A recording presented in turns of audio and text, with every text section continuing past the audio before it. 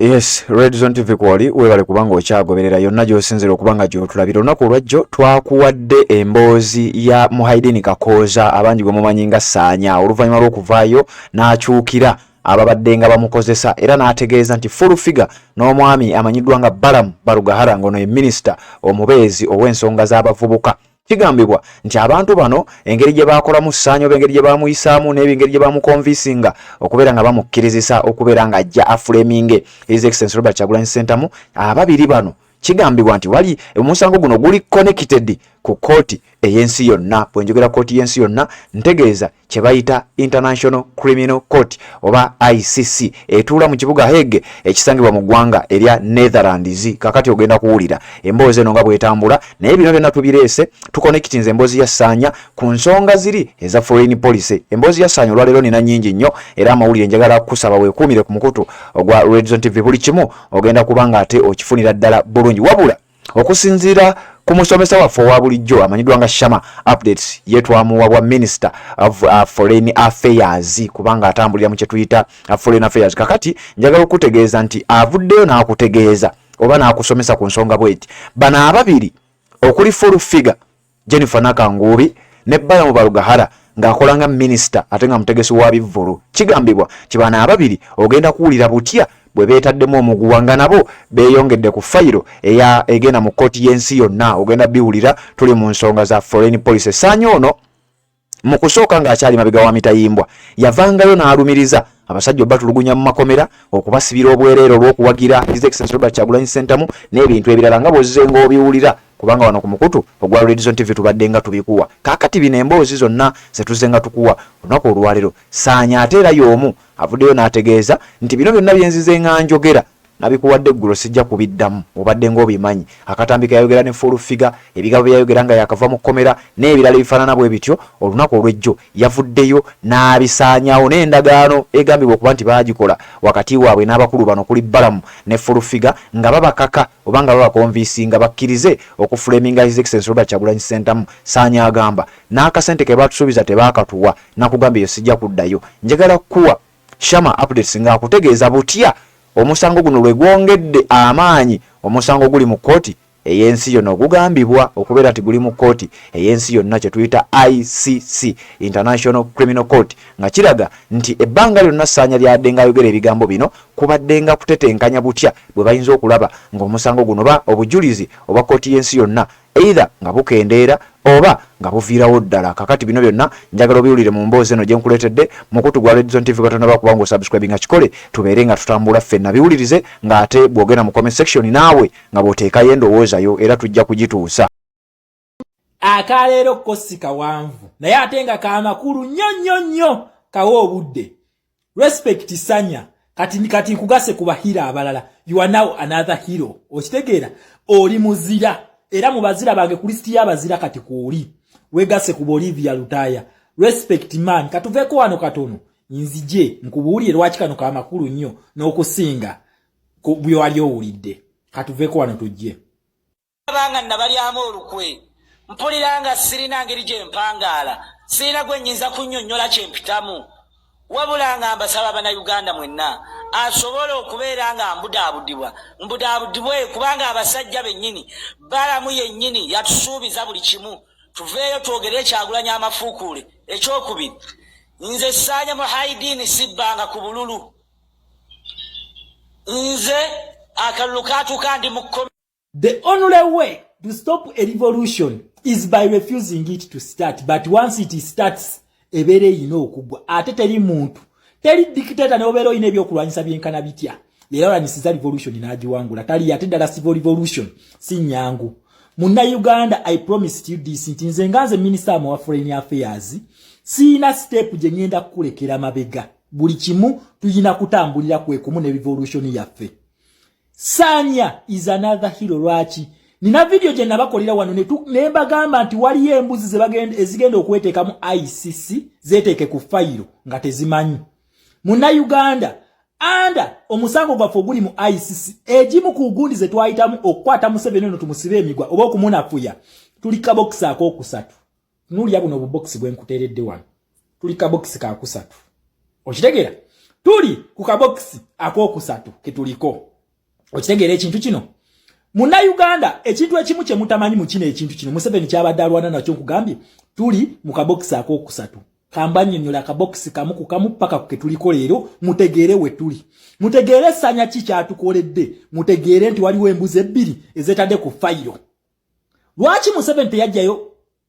Felix Kolaije lwaki kuno sigwe yaleta nga kugwamu segwa twamulaba yaleta ku Kolaije lwaki Kolaije kuno yabyesamba lwaki tebaleta kiriyo wakiwanuka banange odwekerwa abogo izeroya lwaki yabyesamba ne baleta zino embuzi ebbiri bazingiza mu kintu nabagamba obutasoma buluma bukulu nga toyagala kuyiga naye obanga towasoma naye ng'oyagala okuyiga kikuyambako okumanya ebyo badde tomanyi n'obiyiga naye atamanyi nga tamanyi nti tamanyi alina byakola ate ne yeewaana kakati ye Jennifer Furufiga ne Balambaruga Haratenyi bamaze okuba implicating ku fayiro ya ICC okitegera akabokisa akasooka bakugamba preliminary examination preliminary examination bakikola batya waneeno mukwata ICC ne mutwalayo fayiro zammwe netandika okukola ekintu kye bayita okwekebejja balabe ddala omusango guno bagulinamu interest omusango guno gugwa mu emisango ena eja ICC jevunaana abantu nabagamba ICC evunaana abantu emisango gibizina counts nya naye buli musango gulina egugwa tuyina ekintu kye bayitawo crimes tuyina ekintu kye bayita crimes against humanity tuyina omusango gwe bayita genocide yo gw'okunaba guyita batya nako nkera bide nenga kwe guli kuneeno omusango mujja gukera video kweri kakati we bakizuula nti nno ddala omusango guno weeguli bakola ekintu kye bayita investigation nabagambye under count 1 omusango ogwaffe oba mu kabokisi akasooka omusango ogwaffe gugwa mu kintu kye bayita crimes against humanity omusango gw'abasanya mwe guli era ogenda mu crimes against humanity omusango ogwo baguyita imprisonment crimes against humanity eyina counts 15 naye ngenda kujja ey'abasanya yokka bagiyita imprisonment ey'abaddamulya nabagigamba bagiyita enforced disappearances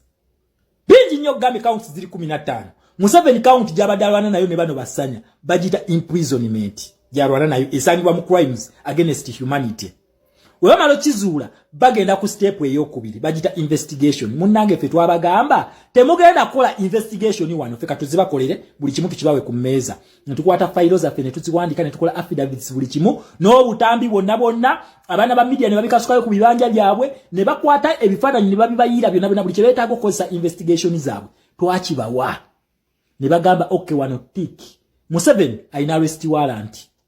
nkiddamu Museveni alina arrest warrant ya ICC naye mu Uganda gwe tunagira buuza lwaki ekintu kino tebasobola kikonfirming olw'ensonga Museveni alina obubokisi bungi bwaki alina okutambula okitegera naye akabokisi kano lwaki ngamba nti alina arrest warrant basooka ne bakuweereza ebbaluwa omulundi ogusooka summons bakuwa summon esooka ne bakuwa summon ey'okubiri ne bagikuwa summon ey'okusatu okakasa nti ogifunye prosecutor wa ICC gwe bayita Kani yes tulanajja n'asanga criminal in this case ye Museveni is the criminal najja n'amusisinkana n'agimweweera mu buntu arrest warrant ye oba summon to appear nakugamba no ba president engeri gye bakwatamu si ye yo omuntu wa bulijjo bagikuwa n'ojja n'otandika okuwoza nga ogendayo odda paka yegukusinga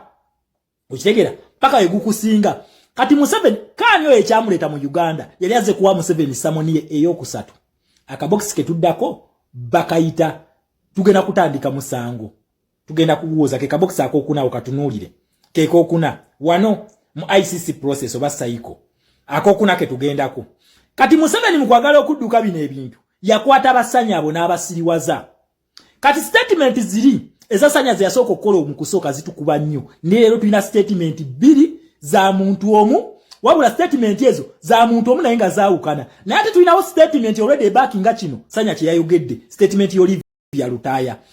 yakugamba alinya boda bano babateeka mu drone ne bakola ki ne batwala kitegeeza Museveni ali mu kutampalinga bujulizi bwaki bwa ICC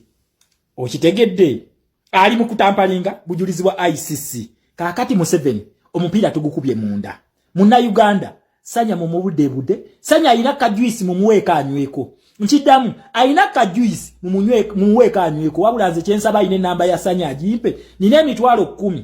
gye ntandikirako okugiwa sanya tumubudde omwana ono tumwetaaga ddala ffe abalwana international war abalwanyisa Museveni nga tukozesa diplomacy. Sanya is another hero gwe tufunye kati.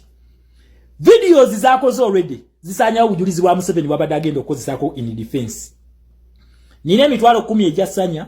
asobola okwongerako ayongereko anoonyeza Sanya wali ampe namba ye eyesimu njimutereko. Sanya alina okubudaabudibwa is another hero. Respect Sanya. Era mu ebyo tugenza okulaba nga face y'omuntu omu egase ku fayiro efaanana bweti. Ka video kano kabanyumire naye nze saawe eno ndabira ddala engule nga tugimaze jige wali oyo wano mu ICC talina watuyita eno under Rome statute kakati tuwongedde omunyweza president yabagambye esaala ekola munna Uganda keep praying naffe abaasama tugenda kwasama paka last ono nakyemalira tumusobola statute zonna zonna tunazitereza ne domestic police nakugamba mu domestic police ekintu kyogenda okukola eki tugobere democratic avenues zonna kwe kuli akalulu wabula senga azibulookinga ntulabanga ziweddeyo tugenda ku activating ekintu kyebata human rights kwekalakaasa kokka kwe kuli mu human rights teri kirala kwekalakaasa wosituka bwoti zino chata zonna zigenda kubeera active tukubembwa nga freedom tugifunye changu nnyo bana just badde bachalibe nga bamuzanyisa so respect my people them nsaba ina ku namba ya Sanya ajinfunire nsaba busabisiragira kakati katusembeyo ne kano ka video ko mulalu omusirusiru bwe bayita minister w'abavubuka naye nga mukadde bala mu barugahara atenyi endongo n'ebivulu byamuyingira mu mutwe kyova olaba eno government yeetaaga kusuula gera nti bamutwala ne bamusasulira lodge tagamye nti bamubanja lodge ayino waabwe lwaki tagenda waabwe abalala nga bagenda waabwe lwaki Olivia Lutayawe yavaayo yagiyadde waabwe ne bamubudaabudaabo waabwe ne bamunona bona bayide w'abaana basinga bali 19 abalala baliwa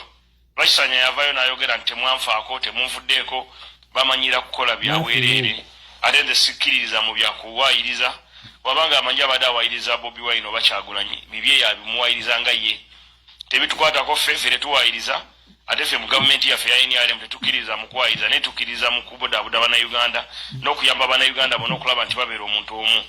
kyekintu kye nandibalowooza nti ekintu ekisinga obukulu Sanya abadde ankubira essimu nti andeetere enkoko andeetere amatooke maama we simanyi alina ebirabo byandeetera nzisagala birabo okuyamba abantu mbayambira bwereere naye simusuubizangako nti ngenda mutwala mu Amerika nti ngenda mutwala Assalamu alaikum wa rahmatullahi wa barakatuh. Amanya n'eddoboozi Haji Abdu omusomi w'edduwa nkola ku nsonga ez'enjawulo emirimu nga gikutataganyeko ebyenfuna byo nga bidobonkanye ne oba oli bweru wa ggwanga emirimu gya kucankalanako jangu kusomere ku dduwa okubeda nedda edduwa zaabaawo edduwa zisomibwa omuntu n'oterezebwa mu mbeera yonna ebadde ekwesibyeko akanyaga nina ekyoto kyensobola okukumira wadde oli bweru wa ggwanga nga toli kumpi wano n'ofuna omukisa ogwo nawe n'osomerwako ku dduwa nankuteddeko n'akabaani Allah ajja kusaasira ajja kwanukula kuba ku namba yange y'essimu 0752 44 71 56 ne ku WhatsApp kwendi mpereza obubaka sobole okuyamba. Assalamu alaikum wa rahmatullahi wa barakatuh.